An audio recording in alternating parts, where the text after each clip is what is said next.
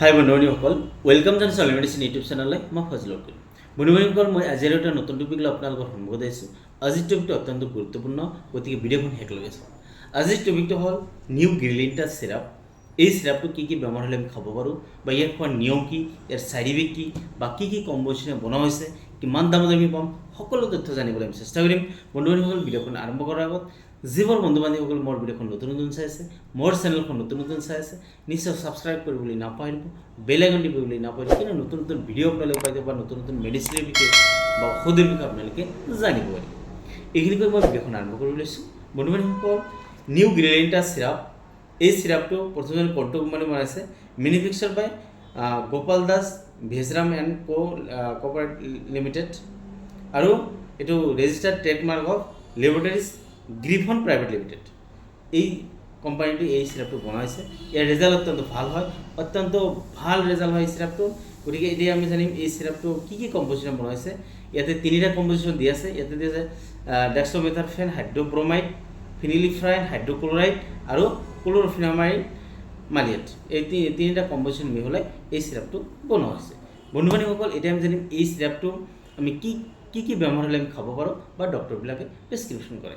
এই চিৰাপটো বিশেষকৈ যিবোৰ মানুহৰ অত্যন্ত কাহ হৈ আছে, গলৰ ভিতৰত এলাৰ্জেটিক হৈ আছে, আৰু অৰ্থাৎ শুকান কাহ হৈ আছে, কফটো ওলোৱা নাই, কফটো ক্লিয়াৰ হোৱা নাই, বুকুখন জাম হৈ আছে, বা উশাহ লোৱাত প্ৰব্লেম পাই আছে, বুকুখন জ্বলি আছে, বা কেতিয়াবা দেখা যায় অত্যন্ত কাহ হোৱাৰ ফলত উশাহ লোৱাত প্ৰব্লেম হৈ যায়, বা শ্বাস লোৱাত প্ৰব্লেম হৈ যায়, বা নাকখন পূৰা বন্ধ হৈ গৈছে, নাকেৰে পানী বৈ আছে, বা চকুৰে পানী বৈ আছে, বা মুখমণ্ডল অত্যন্ত ৰঙা হৈ পৰিছে, বা কাহৰ ফলত আপুনি টোপনি যাব পৰা নাই, কণ্টিনিউ কাহ হৈয়ে আছে, কিন্তু বিভিন্ন ধৰণৰ ঔষধ খাইছে, বিভিন্ন ধৰণৰ চিৰাপ খাইছে, খোৱাৰ ফলত আপুনি ভাল পোৱা নাই, তেনেহ'লে আপুনি গ্ৰিলিণ্টাছ চিৰাপটো আপুনি ল'ব পাৰে। ইয়াৰ ৰেজাল্ট অত্যন্ত ভাল হয়। যদি আপোনালোক এনেকুৱা প্ৰব্লেম পাই আছে, অৰ্থাৎ যদি আপোনালোক কাহৰ অত্যন্ত প্ৰব্লেম পাই আছে বা অসুবিধা পাই আছে, নিশ্চয় আপোনালোকে গ্ৰিলিণ্টাছ চিৰাপটো খাব পাৰে, বা পেচেণ্টক দিব পাৰে। বন্ধু বান্ধৱীসকল, গ্ৰিলিণ্টাছ চিৰাপ অৰ্থাৎ শুকান কাহ বা কফ জাম হৈ গৈছে, বা অত্যন্ত চৰ্দি হৈ আছে, বা গলৰ ভিতৰত খুজুতি হৈ আছে, বা বুকুখন জ্বলি আছে, বা বুকুখন বিষাই গৈছে, তেনেহ'লে আপুনি এই নিউ গ্ৰিলিণ্টাছ চিৰাপটো আপুনি খাব পাৰে, বা আপুনি খুৱাব পাৰে, বা কোনোবাক দিব পাৰে। বন্ধু বান্ধৱীসকল, ইয়াৰ ৰেজাল্ট অত্যন্ত ভাল হয়। এই চিৰাপটো খোৱাৰ আগতে এবাৰ ডক্টৰৰ পৰামৰ্শ নিশ্চয় ল'ব। ডক্টৰৰ পৰামৰ্শ লৈ তাৰপিছত আপুনি খাবলৈ দিব বা খাব। এতিয়া জানিম এই চিৰাপটো আমি কেনেদৰে খাম, বা কিমান পৰিমাণত খাম। বন্ধু বান্ধৱীসকল, এই চিৰাপটো আপুনি ডাঙৰ মানুহৰ ক্ষেত্ৰত 10 ml দিনত 3 বাৰ খোৱাৰ পিছত, আৰু এই চিৰাপটো খোৱাৰ পিছত 15 পৰা 20 মিনিটমান পানী নাখাব, অৰ্থাৎ দিনত 3 বাৰকৈ খাব, ৰাতিপুৱা, দুপৰীয়া আৰু ৰাতি 10 ml, অৰ্থাৎ 2 চামুচকৈ দিনত 3 বাৰ খোৱাৰ পিছত। বন্ধু বান্ধৱীসকল, সৰু ল'ৰা ছোৱালী অৰ্থাৎ 5 বছৰৰ ওপৰৰ ল'ৰা ছোৱালীৰ ক্ষেত্ৰত আপুনি 5 ml দিব পাৰে, দিনত 2 বাৰৰ পৰা 3 বাৰ। যিহেতু সৰু ল'ৰা ছোৱালীৰ ওজন আৰু বয়সৰ অনুপাতে ডক্টৰবিলাক প্ৰেছক্ৰিপশ্যন কৰে, গতিকে ডক্টৰে যি অনুপাতে খাবলৈ দিয়ে সেই অনুপাতে আপুনি খাব দিব পাৰে। বন্ধু বান্ধৱীসকল, এতিয়া আমি জানিম এই চিৰাপটো আমি কিমান দামত পাম, বা ইয়াৰ ছাইড ইফেক্ট কি। বন্ধু বান্ধৱীসকল, এই চিৰাপটো এনেকুৱা ধৰণৰ ছাইড ইফেক্ট পোৱা নাযায়, কিন্তু তথাপি যদি আপুনি খোৱাৰ লগে লগে এলাৰ্জেটিক কিবা প্ৰব্লেম পায়, বা খোৱাৰ লগে লগে বমি হৈ যায়, বা ডিচেণ্ট্ৰি হৈ যায়, পেটখন বিষ অনুভৱ হয়, তেনেহ'লে খোৱাটো বন্ধ কৰি দিব।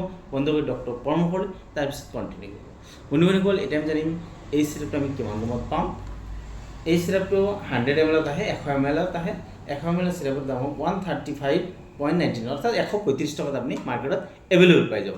135 টকাত পাই যাব বৰ্তমান, যিহেতু সময়ৰ লগে লগে প্ৰাইচটো আপ ডাউন হৈ থাকে, গতিকে বৰ্তমান 135 টকাত পাব। অনলাইন অফলাইন দুয়োটাৰ মাৰ্কেটতে পাব, যাৰ যেনেকুৱা সুবিধা আপোনালোকে ল'ব পাৰে।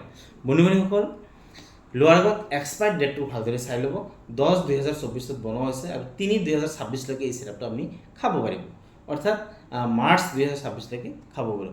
যিকোনো ধৰণৰ ঔষধ লোৱাৰ আগত আপুনি এক্সপায়াৰ ডেটটো ভালদৰে চাই ল'ব, কিন্তু কেতিয়াবা ফাৰ্মাচিষ্টৰ ভুলতে হওক বা আপোনাৰ ভুলতে হওক এক্সপায়াৰ হৈ যায় মেডিচিন খোৱাৰ ফলত বিভিন্ন ধৰণৰ অসুবিধা হোৱা দেখা যায়, বা বিভিন্ন ধৰণৰ সমস্যা দেখা যায়। গতিকে লোৱাৰ আগত এক্সপায়াৰ ডেটটো ভালদৰে চাই ল'ব। বন্ধু বান্ধৱীসকল, আজি আমি নিউ গ্ৰিলিণ্টাছ কফ চিৰাপৰ বিষয়ে জানিলোঁ, ইয়াৰ বিষয়ে আমি ৰিভিউ কৰিলোঁ। ইয়াৰ বিষয়ে যদি কিবা জানিবলগীয়া আছে, নিশ্চয় আপোনালোকে কমেণ্ট বক্সত কমেণ্টছ কৰিব, লাইক আৰু ছাবস্ক্ৰাইব কৰিবলৈ নাপাহৰিব। লগতে এই ভিডিঅ' এখন চাই যদি আপোনাৰ উপকাৰ হৈছে বা এই মেডিচিন খাই যদি আপোনাৰ উপকাৰ হৈছে নিশ্চয় শ্বেয়াৰ কৰিবলৈ নাপাহৰিব। এইখিনি কৈ মই আজি ভিডিঅ'খিনি কৰিছোঁ। থেংক ইউ, ধন্যবাদ।